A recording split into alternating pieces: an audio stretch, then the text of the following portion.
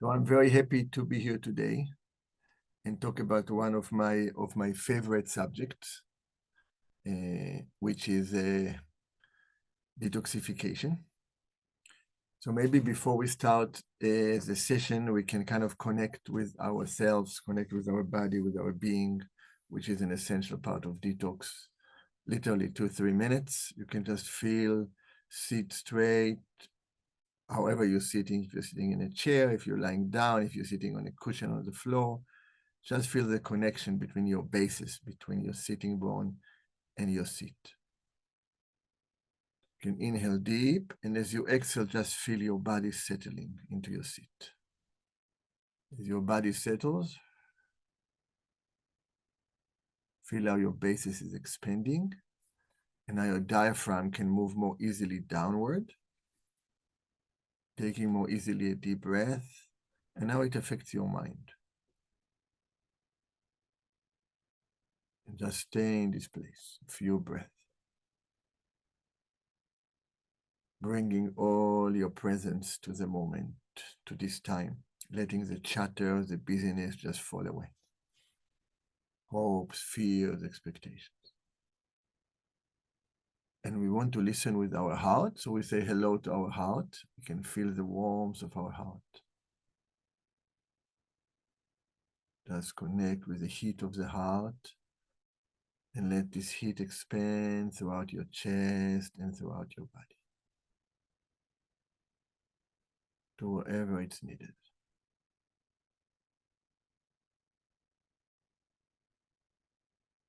Connecting with the healing power of the heart, open heart medicine.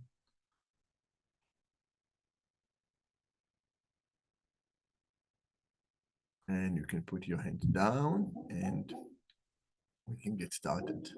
So thank you everyone for joining me today. Let me just text someone that I'm doing a webinar so there won't be, oh, actually I already told them, it's okay. So thank you everybody. Thank you everybody for joining today. And we're going today to discuss detox in general and specifically for the fall. And I'm going to focus on more on deeper understanding of detox. There are a lot of protocols and ways of detoxifying. We'll touch some of them if we have time. But my interest is really in developing a greater understanding for everybody of the meaning of what detox is and how it can serve us in our healing, in our growth. So in general, detoxification is an ongoing process. It's a process that happens if we are aware of it or not aware of it. And in fact, it takes the majority of our existence. The basic movement of detoxification is exhalation. Physiologically, the exhalation is twice as long as the inhalation. It takes us longer to exhale than to inhale. Inhalation, nourishment, requires conscious, voluntary effort. The lungs have to use their voluntary muscles that don't work on their own, to bring the diaphragm down. Exhalation is passive. It's a basic letting go. When we come to this world, the first thing we do is we take a cry. It's a letting go. It's a detox process. When we leave this world, the last thing that we do is we take an exhalation, the final letting go. So we are really the letting go defines what will happen afterwards. And so while all of this detoxification takes place at the level of the breath and at the level of organs exhaling through the venous flow, cells exhaling through their membrane to the lymph system. So there are different layers of exhalation. While all of this is happening, we also can have periods of targeted detox. These are times when we engage in more concentrated effort to detoxify. And this is usually based on two basic scenes. One is life events. We are before surgery, we're about to get a certain medical treatment that we want to be cleaner and less toxic, getting ready for it. This is a general term we'll define more. Or we are post a harsh treatment and we want to let go of the toxicity and nourish ourselves. And then there is a detox that is based seasonally, unrelated. And the classical detox is a spring detox and a fall detox. And this is based on very visual changes in the world. The spring, where now the days become longer than the nights, starting March 21st, and the fall, September 21st, where the night becomes longer. This is the spring, and September 21, when the night becomes longer and we move into exhalation, that's the fall season. So these are basically two defined seasons that we really go with.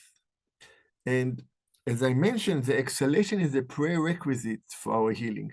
Once we exhale, we create room for nourishment, we create rooms for transformation, we create space for growth. We need to let go, we need to clean up in order to create a change.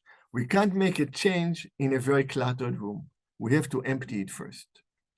And in this sense, we have the two basic detoxification, the spring detox, which is focused more on preparing the body for activity. For those in the Southern Hemisphere that asked me to say something about it. So we are cleaning the body so it can be more active. That's why the liver, the gallbladder, the season of the spring is in charge of muscles, of tendons, of movement, of strengthening, of planning towards the summer where we are very active. So it's a detox with a forward future movement. The fall detox is about letting go. So we are lighter, so we are cleaner, and we can have a more efficient introspection, and regeneration, inner regeneration during the winter season.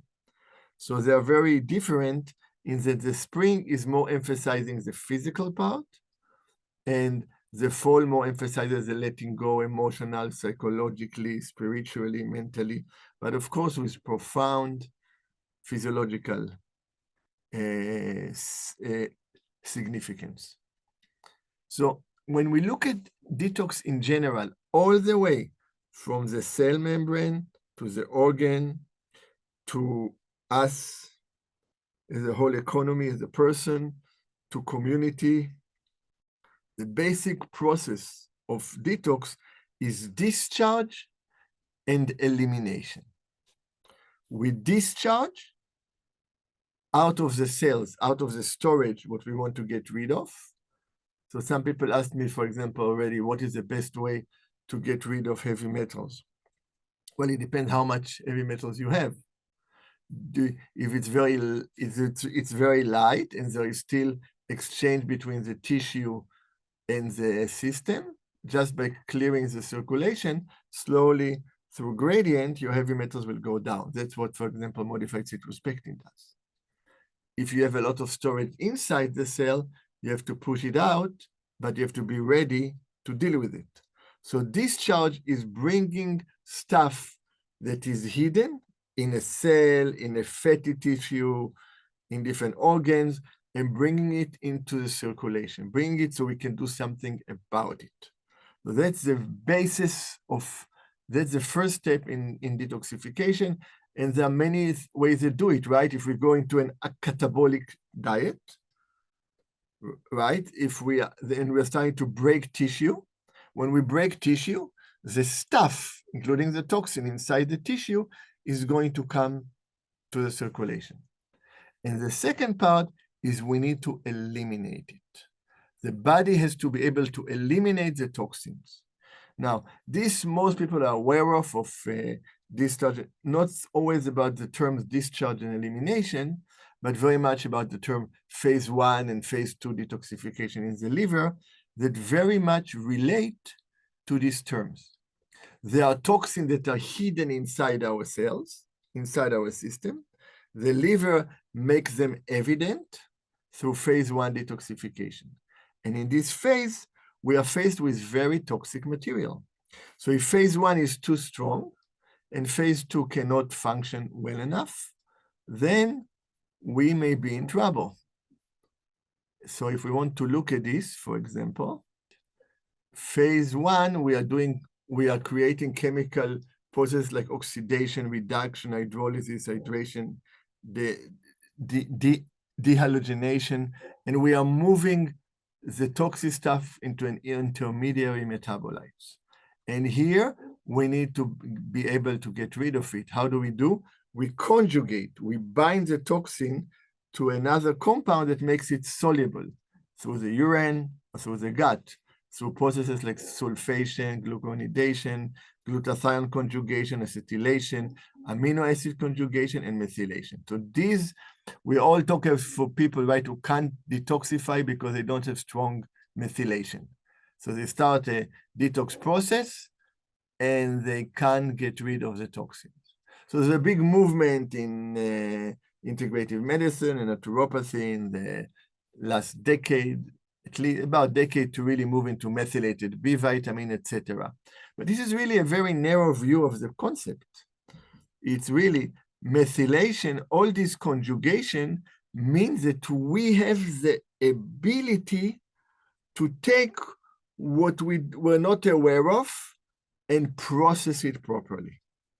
There's a lot of emotional, psychological, spiritual consequences, which is really my deep interest, because this is where real healing happens, where then all the different nutrients becomes just support. So you can see the list of nutrients that you need. There's a bigger list for the phase 2, and a lot of them, the people are aware, right? Methionine, different kind of methyl donors, methionine, cysteine, magnesium, glutathione, which is a sulfur donor, right? Cysteine also, different vitamins, glycine, taurine, these are very important amino acids that helps. And of course, we need many of these in phase 1. So this is really more about the metabolic process that is underlying this movement. So for us, before we look a little bit in depth into this, which I want to do today, for us, in order to do this successfully, there's also a physiological, anatomical aspect. We need to have vibrant elimination organs, intestines, kidney and bladder, lung, and skin. It's very important. So, right, people who do major detox, they will do enemas, they will do colonics, they are helping the elimination. And the idea, when you eliminate, there is more space for discharge, right? And if you don't eliminate well and you discharge, you get a backup. And the liability of it is that if you had, for example, mercury sitting in a fatty tissue, because it's conjugated or it's present in such a tissue, and now you released it and you can't get rid of it, it may end up in your brain or it may end up in your heart muscle, and suddenly a heavy metal that was isolated by the body, boxed in order to protect us, is exposed and causes much more damage. So it's very important to support the elimination, and that's where people do, people do skin scrubs and deep breathing, and drink a lot of water to be well hydrated, so there's better flushing, and use herbs that are diuretic, and use herbs that move the intestines, and you create this process. And of course, in parallel, there's also a mental, psychological, spiritual, meditative process that we'll talk in a few minutes about. So we have to be aware what we want to do. For example, if you're doing an infrared sauna, you have the sweat, which helps elimination, but you're also increasing the excretion from the cell, from the storage, into the system. So you have to make sure that you can handle it. Infrared sauna, as an example, has both components, so it's nice, right? But you have to make sure that you're clearing the skin and you're taking the right herbs. And very often, the detox process puts the body into a survival mode, into an oxidative mode, because it has to get rid of a lot of toxins. And the response is inflammation. And that's why people who use binders often will say, I had a healing crisis, I had an inflammatory response. And one of the benefits of removal of galectin-3 and blocking of galectin-3 is that while, for example, modified cytospectin is a binder, it also reduces the inflammatory response, the reactivity of the body to change. That's one of its unique values. And it comes, when we talk about galectin-3, it comes to an extreme in very severe survival responses like sepsis, where we now know from the work that I've been doing for decades that when we remove galectin-3 with apheresis, we can shut down the sepsis process. Why? Because this reactivity to discharge is helped and the body doesn't respond in a dangerous way. It's really usually not the toxin that is the problem, unless it's a direct, like toxic stuff that literally, like, you know, very acidic or literally damages the tissue directly. It's more the reaction that the toxin creates on the body,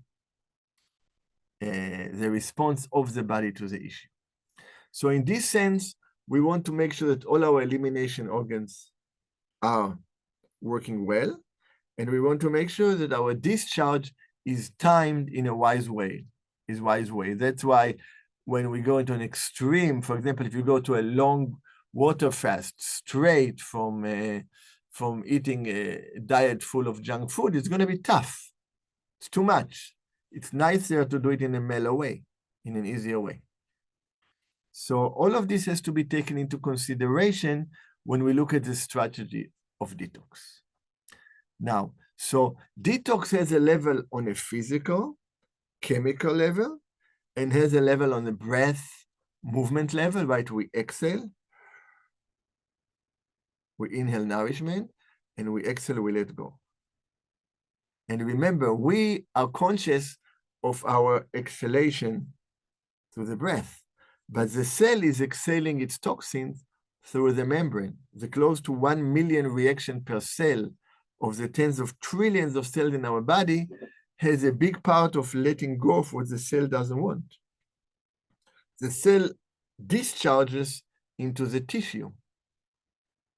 Okay, now the tissue eliminates it, the connective tissue, by discharging it into the lymph system, which eliminates it by discharging into the bloodstream.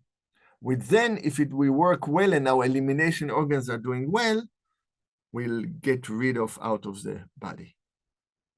That's important to realize, and in my book, Survival Paradox, I describe the detox cycle, what happens if we don't do well, and what symptoms we get in each of the stations. So it's worthwhile reading the chapter on detox.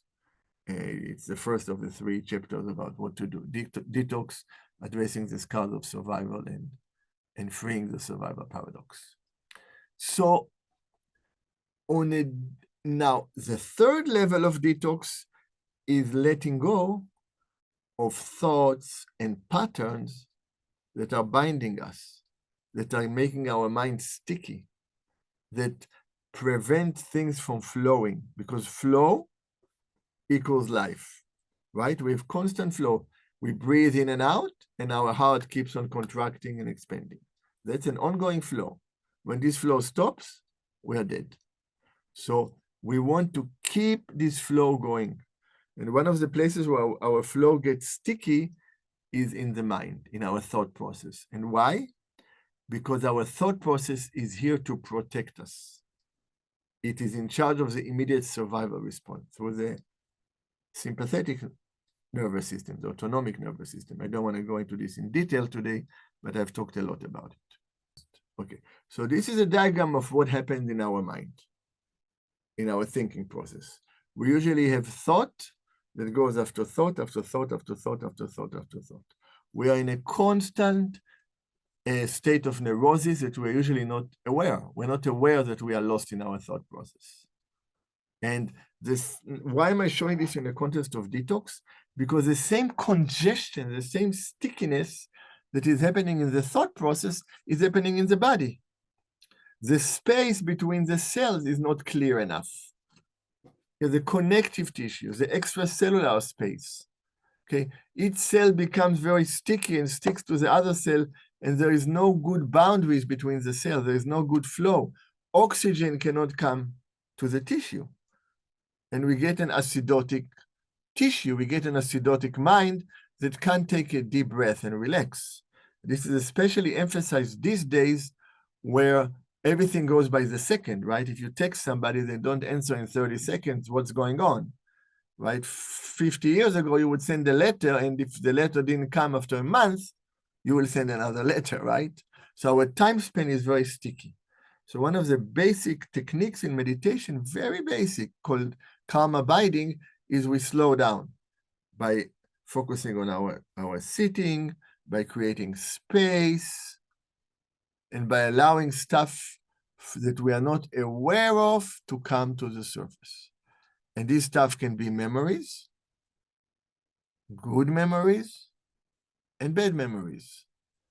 Now, you didn't create them in meditation. They were there always. They were just buried and shielded.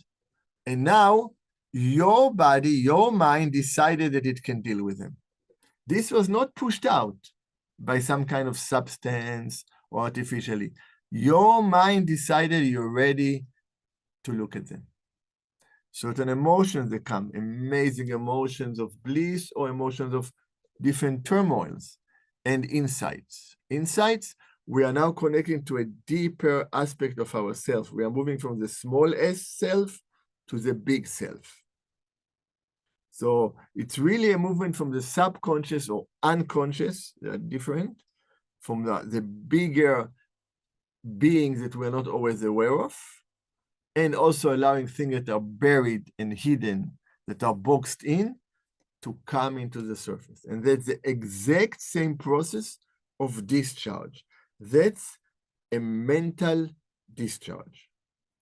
And for people who studied meditation from me or listen to some of my presentations, I often say one of my favorite saying, meditation is not what you experience, what comes up. Meditation is your relationship with your experience. What do you do with it? Do you just push it away? What happens? You take the mercury that comes, you push it away and store it in a tissue. Do you try to detoxify it through elimination? Do you try to accept it? And then suddenly, if you accept it, it's no longer toxic. Or you try to use the energy of it as a transformative energy for healing, like wood to the fire. So this is the meaning of our relationship with what we experience. This term is not just a meditative term. It's a term of the relationship between discharge and something coming to the consciousness and decide, do we eliminate it? Do we embrace it? Do we accept it? How toxic is it for us? So these are very, very important issues. The more sensitive we are, the more judgmental we are and narrow-minded we are. Judgmental is not the right word. The more we are unable to accept things outside of a very strict boundary, the more things become toxic to us because they are not in our acceptable range. So this has a profound effect on multiple layers. So going back to this diagram, this is a process that is especially advised to engage in during detoxification process. And within it, we already mentioned that it's important to make sure that elimination can handle the discharge. So in the spiritual journey, it's about opening the boxes that are deposited in us, opening up to things you usually don't open up to. And this has a lot to do with connecting with things from our past that affects our present, genetically and even more epigenetically. The behavior, the trauma, the experiences of our ancestors that affect us, and our own experiences, our own trauma that affect us. And that's why this process of detox is very tightly related to trauma, but the term of trauma, which we won't dive into, is much broader. Trauma is not only a big thing that is with us all the time. Any event from the past that affects our present function creates a certain scar in our body, a certain inhibition in our body, a certain lack of freedom in our body. And in this sense, it's a trauma is that we are functioning based on an event from the past and not based on an event of the moment. So proper breathing, proper diet, proper supplementation, supports of the elimination system, proper mindset and training in letting go will help our elimination. So every time a thought comes, it can be eliminated. Every time a breath comes up, it can be released.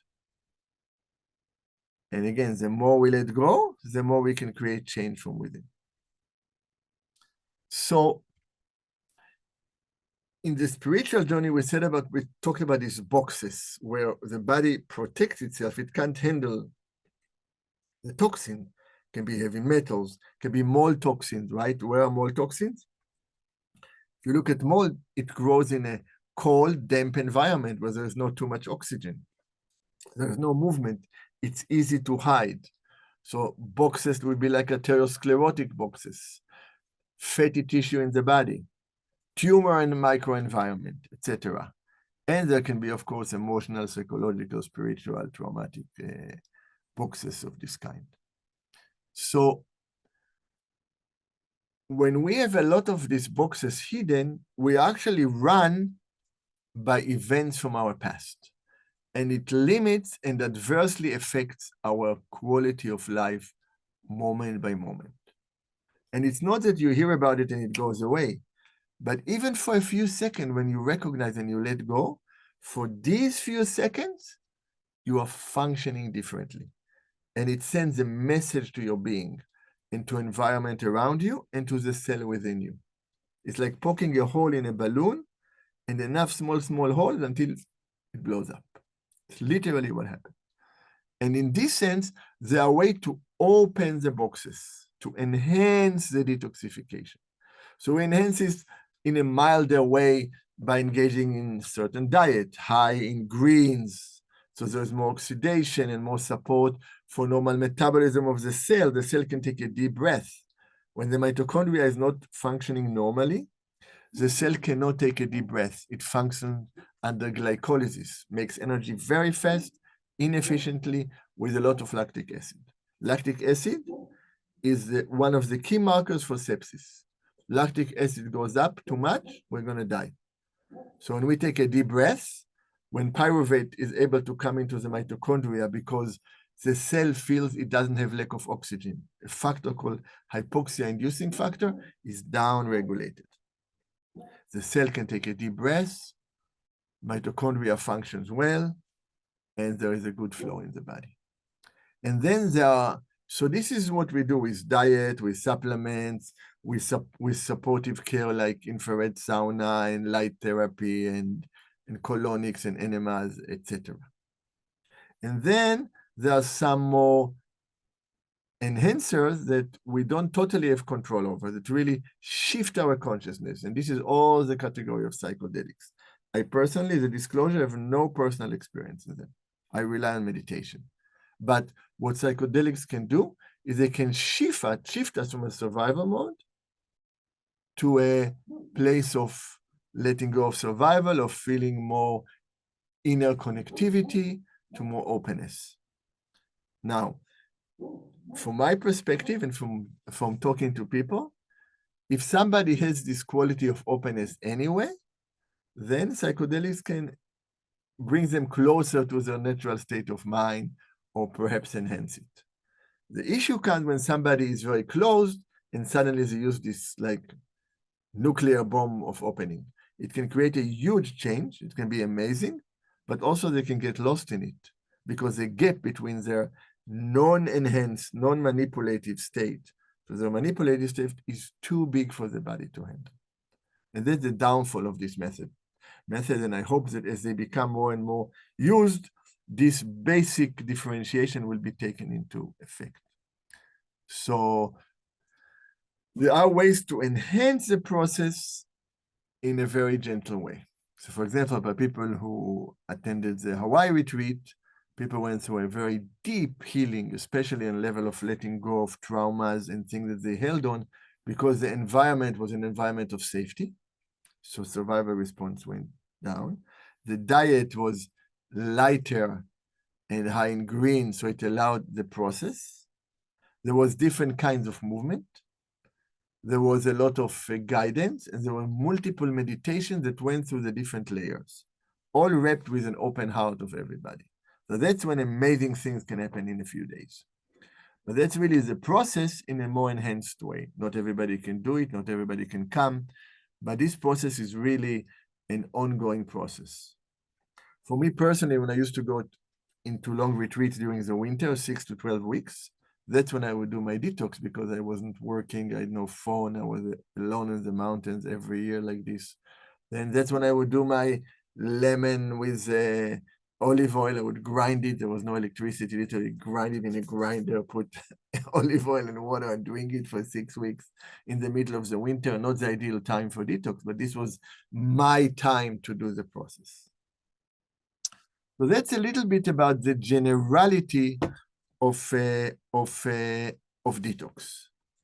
So now there is a basic shift to go into. The shift is a movement from detox to transformation. That's really the shift. That's what I want to a little bit talk about today. I have talked about it in the last year, maybe probably more than a year in different contexts. Detox means that we get rid of toxins while toxins are being keep on being produced. What does it mean? It means that we're getting rid of toxins and then we are facing another layer of toxin. And we get rid of toxin and we are facing another layer of toxin. Sounds familiar, right? Transformation is that we start to change our view on what is toxic and what is not toxic. And that's the mega shift that our body is equipped, capable of doing, and does physiologically anyway, in one level, not in a complete level, but in a certain level. And that, as I often talk, relates to the basic different cellular biology of a regular cell and a regular organ that wants to take nourishment through clean blood and push away and detoxify what it doesn't want. And that's an ongoing process. It gets nourished, it produces toxin. It gets nourished, the byproduct of nourishment has toxins. It's a byproduct. When it comes to transformation, it starts with the fundamental basic quality of the heart beyond the unlimited love and compassion, that the heart has absolute, innate, unbiased, non-discriminative acceptance. The heart accepts blood from everywhere. So what is toxic for the tissue is acceptable for the heart.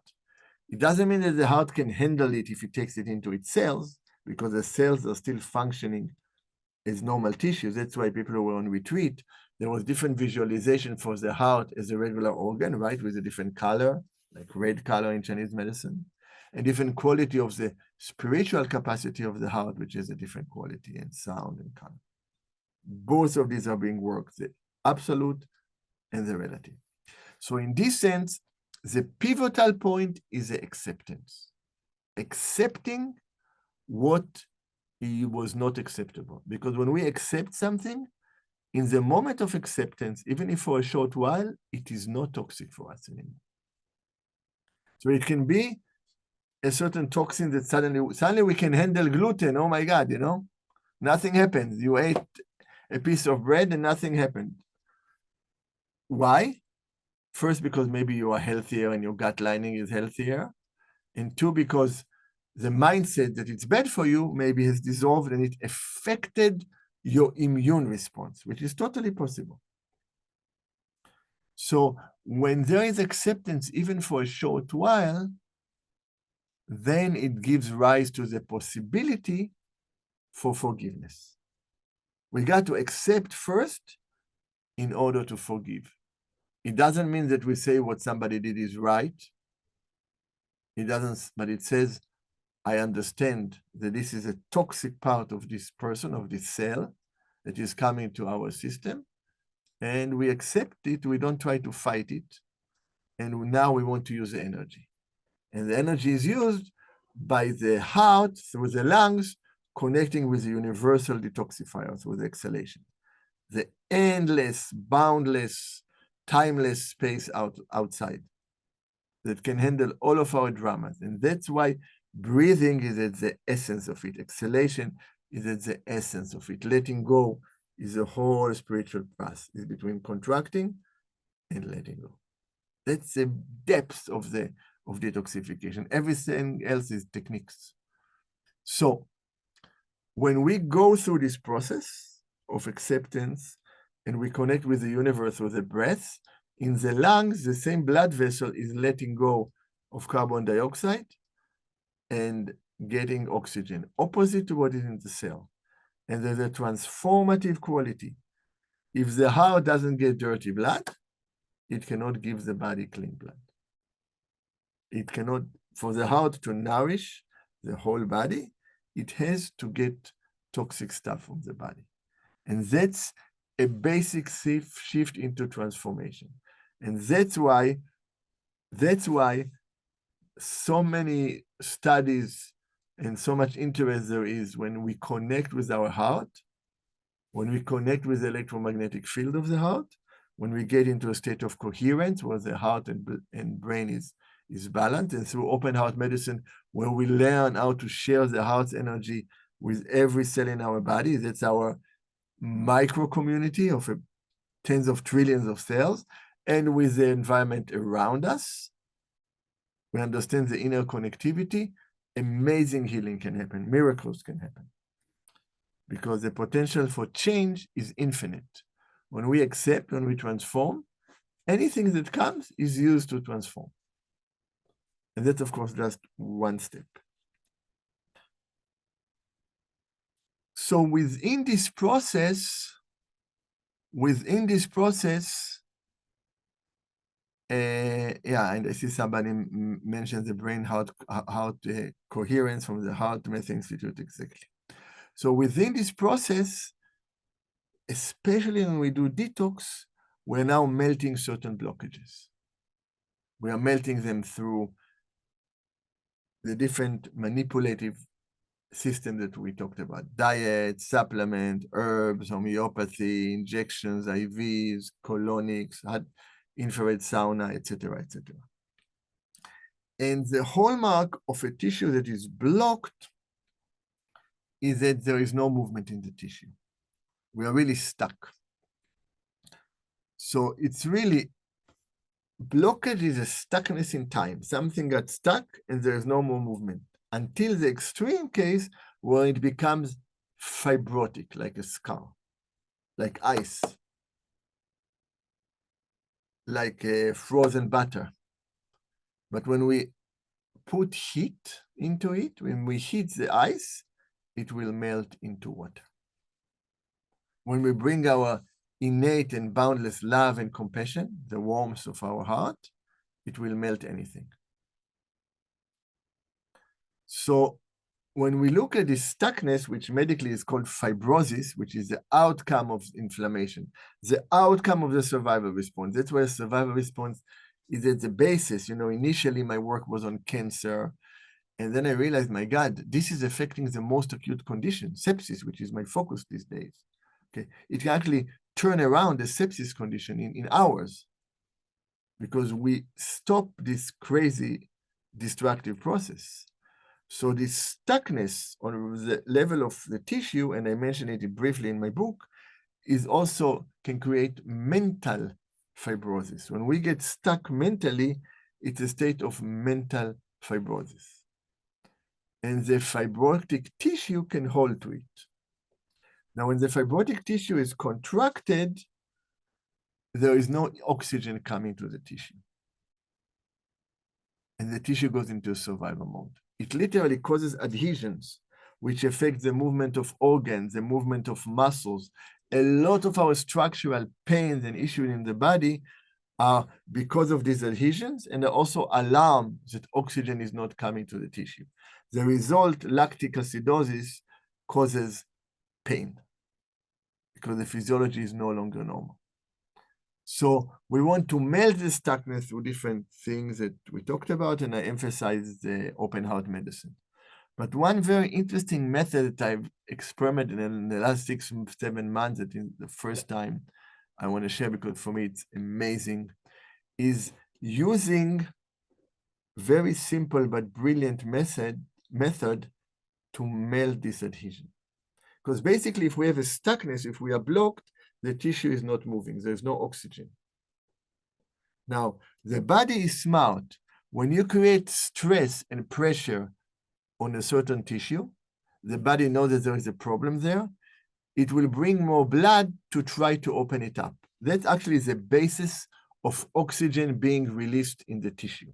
Why is oxygen not released from the blood right away? Because of the different condition of carbon dioxide concentration. It's a molecule called 2,3-DPG. I don't want to get complicated. When you go into a regular tissue, the curve goes down very quickly and the oxygen gets released. So by putting pressure on a certain tissue and breathing into it, have to breathe, we create enough of a stress response that the body will respond with a harmonizing response, what is called hermesis. Doesn't have to be too harsh. You don't have to go into a cold ice bath for half an hour. You just have to stay there a few minutes. And one of the amazing therapy that I love is called block therapy. So this is a big block, and there's a small block, and it was developed by a good friend of mine, Diana Hansen, who has been into this for 30 years. So basically, I don't know if you can see, let me try, but let's say you will put the block in a certain area and lie on it. It can be painful, but you work with your breath. And as you press it long enough, the pain fibers start to change and the area starts to open up.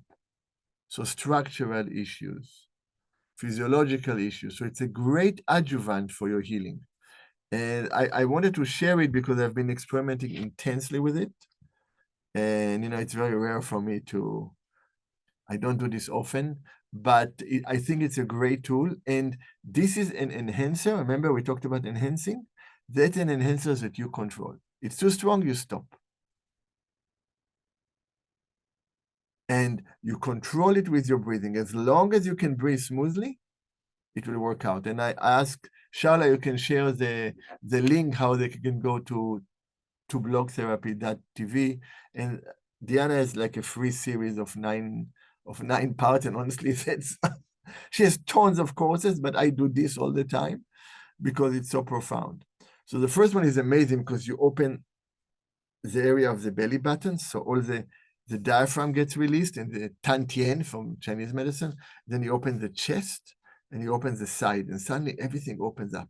It's amazing, the emotional release and the physiological release. Anyway, so that's a little bit about block therapy. And yeah, just, see if you like it.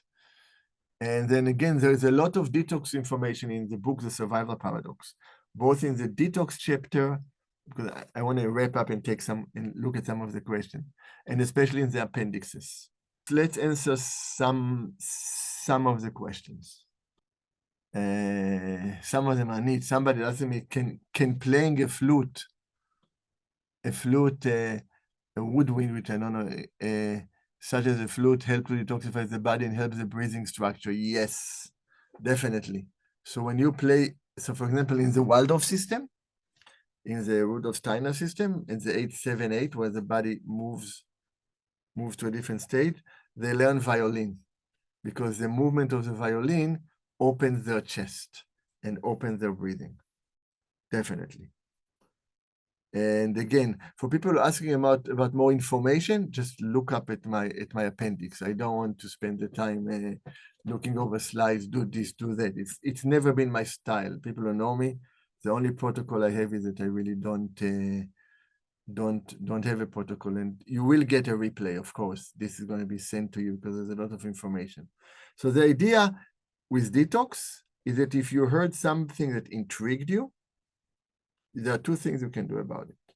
One, you can go and read about it and do research about it and use ChatGPT about it and use information. That's one level. It's a knowledge level, which is important.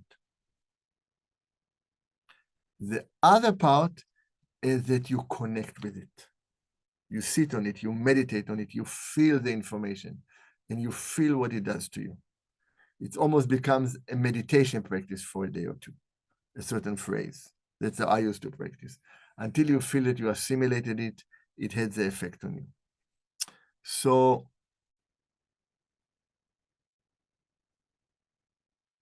yeah, so people asking about the block therapy, try it. Yeah, it can help. It can help with a lot of things, and there is no guarantee. It's just very safe because you control it. It's too hard for you. You can do it in a bed. I just really, really like it. Somebody's asking me, what is my opinion about urine therapy? That's a big question. So urine therapy is a very traditional detox and spiritual method actually present in Buddhism as part of certain practices. And the concept is that the body, it's almost like creating a homeopathic response. There's a lot of work on urine therapy and its benefits. It's used in Ayurvedic medicine, I mentioned, in Tibetan medicine. And there's also a lot of hype about it now. It's becoming very popular.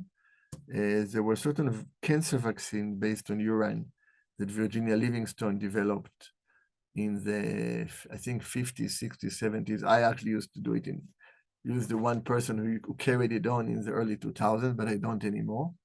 And there is definitely the idea that you elucidate a body response to the issue. So it's definitely something that one can look at, but I won't be endorsing it universally. Somebody asked me about if pectosol interferes with the effectiveness of prescription drugs. There is no reason that it will interfere. It's a carbohydrate, and it gets absorbed. It gets absorbed into it gets absorbed into the body. But it's always good to take pectosol separately from medication. Even 10, 15 minutes will make a difference. You don't need a lot, especially if the digestion is empty. And somebody asked me about the timing with Pectaclear and Glypho detox. So my favorite supplement is just I take Pectasol. The Glypho detox is more targeted for negatively charged toxins and also has a big support on the removal of glyphosate. And we did a study, we never finished completely, and then I sold Econogenic, so I don't know what's happening with the study, but initially for the first 13 people, we had good results. And it also helps not only pesticide, but the gut lining. And it has some nourishing effects on the body.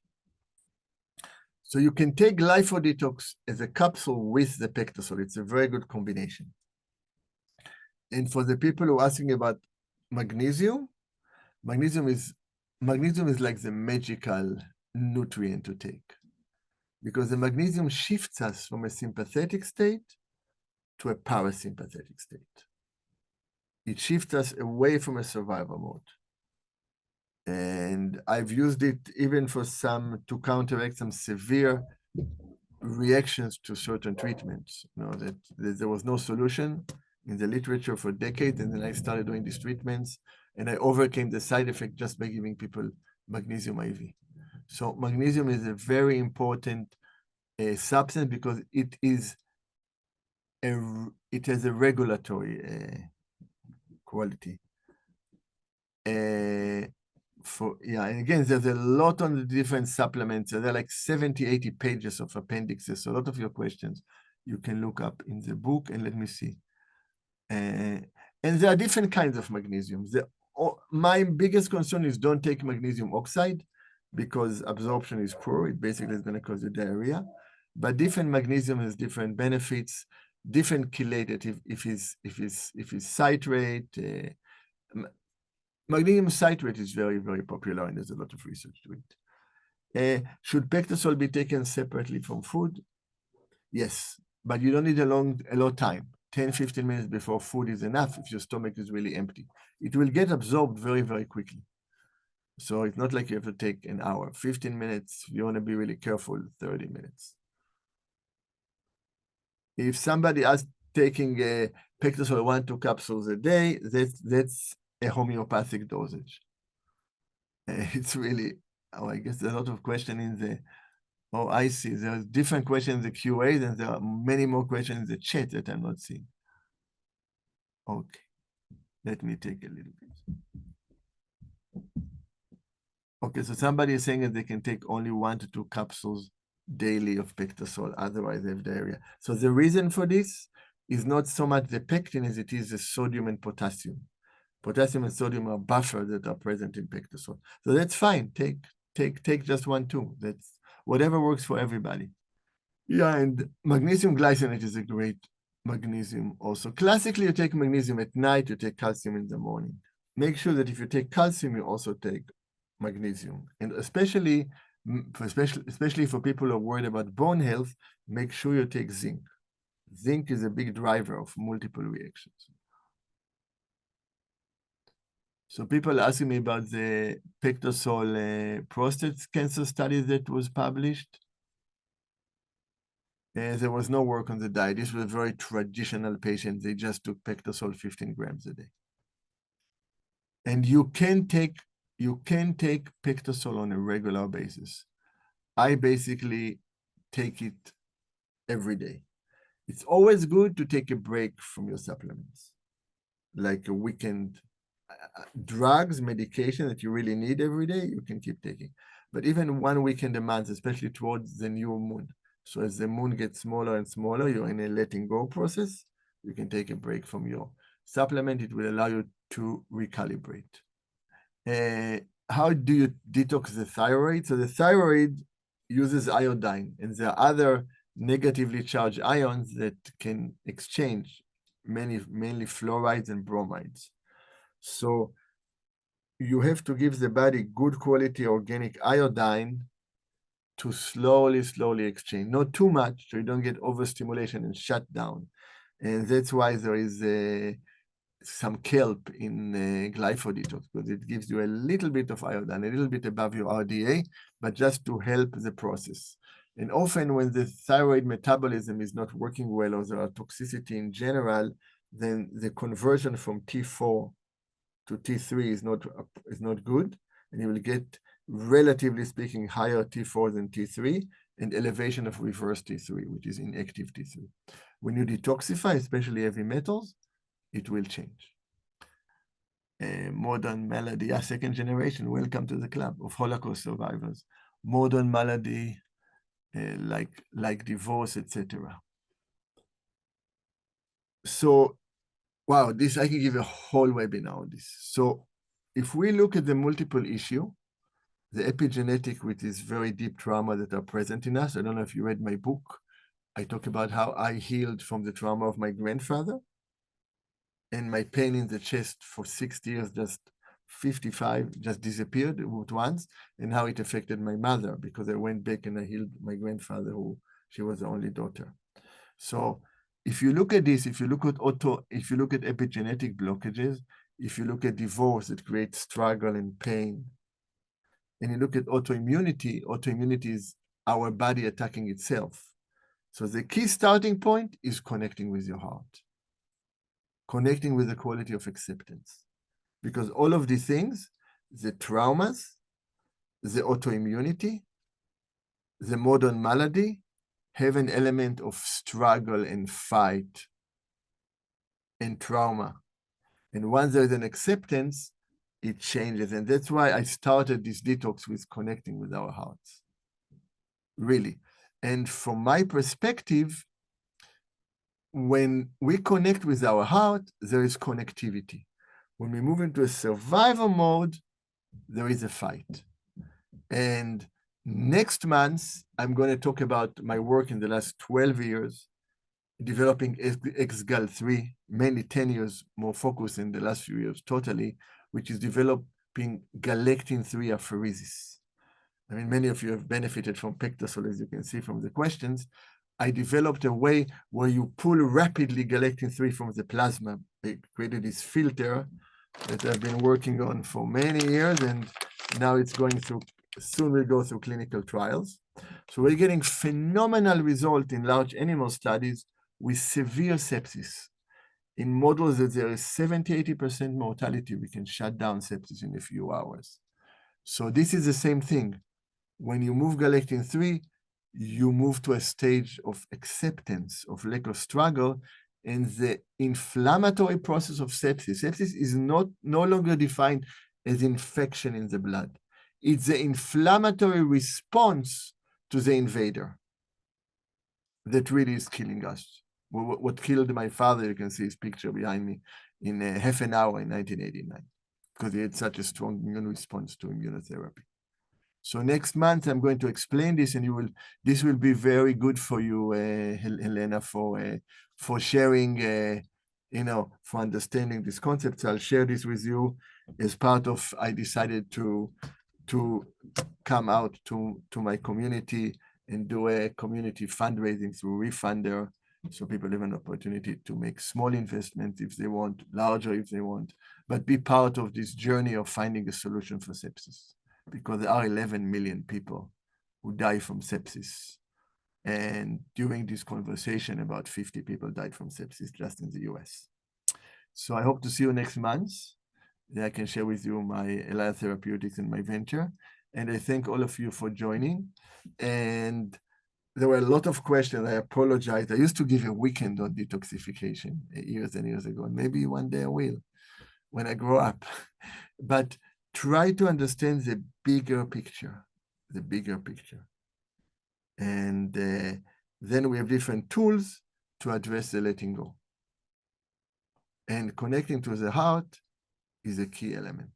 So with this, I want to thank everybody for attending the webinar, and I hope to see you next month.